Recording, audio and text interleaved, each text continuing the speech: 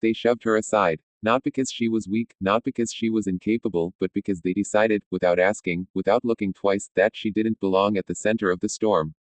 In moments of chaos, people often reach for what feels familiar, for what looks the part.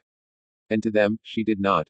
She was too quiet, too small, too different from the image they had built in their minds of who a rescuer should be. The wind howled like a living thing, tearing at loose metal and hurling dust into the air. Sirens screamed in the distance, and fear pressed down on everyone's chests, heavy and urgent. People were shouting instructions over one another, pointing, arguing, panicking. In that confusion, she stepped forward, not loudly, not dramatically, but with purpose. And that was when they shoved her aside. Move back, someone barked. We've got this. She stumbled a step, regained her balance, and looked up.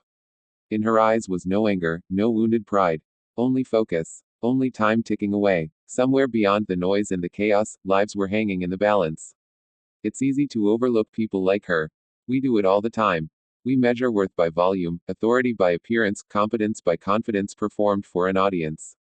We forget that the most dangerous work in the world is often done by people who don't need to announce themselves. People who have trained in silence, failed in private, and learned the cost of mistakes long before the moment everyone else is watching. She had spent years preparing for this kind of moment.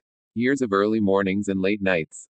Of simulators and drills. Of being the only woman in the room, the youngest at the table, the one whose questions were ignored until repeated by someone else. She had learned not just how to fly, but how to decide, fast, accurately, under pressure, when every second mattered. But none of that was visible on the surface. So they shoved her aside. And then the call came through. The radio crackled. A voice cut through the noise with sharp clarity. Coordinates. Conditions. A request for immediate extraction. The situation was worse than they thought. The terrain was unstable. Access by ground was impossible. They needed a pilot. Not just any pilot, a rescue pilot. Someone certified for this exact scenario. She reached for the radio. I'm the rescue pilot, she said. For a moment, nothing happened. Just the wind. The sirens. The same disbelief she had seen 100 times before, flickering across unfamiliar faces. Then someone laughed, short and nervous, thinking it was a joke. Someone else shook their head. But the radio spoke again. Confirmation. Her name. Her call sign. Her credentials. Silence fell, sudden and complete. In that silence, realization settled in.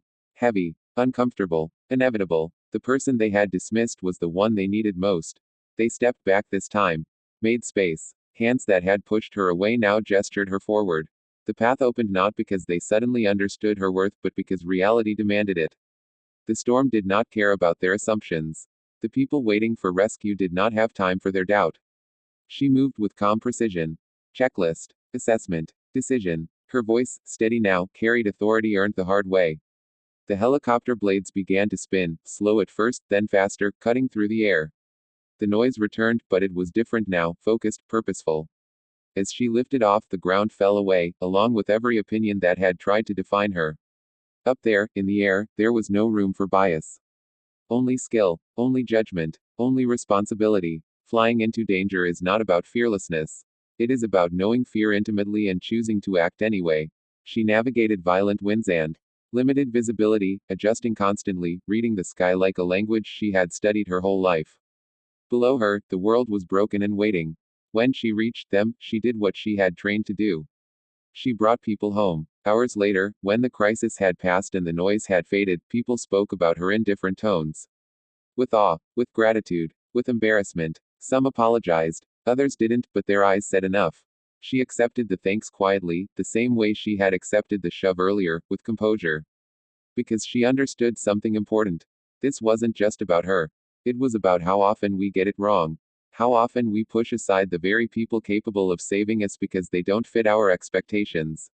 How many voices we silence, how much talent we overlook, how many leaders we fail to recognize until we have no other choice. They shoved her aside is not just a moment in a crisis. It is a pattern. In classrooms, in workplaces, in communities, in history. Again and again, we underestimate those who don't look like our idea of power, only to later depend on their strength. But imagine a world where we didn't wait for disaster to learn that lesson. Imagine if we made space before we were forced to. If we listened sooner. If we trusted skill over stereotype, preparation over perception. How many rescues would happen faster? How many lives, literal and otherwise, would be changed? She didn't need their recognition to do her job. But we need her story to do ours better. Because one day, the storm will come again. And when it does, the person who can save the day might be standing quietly at the edge, waiting, not to be praised, but simply to be allowed to step forward.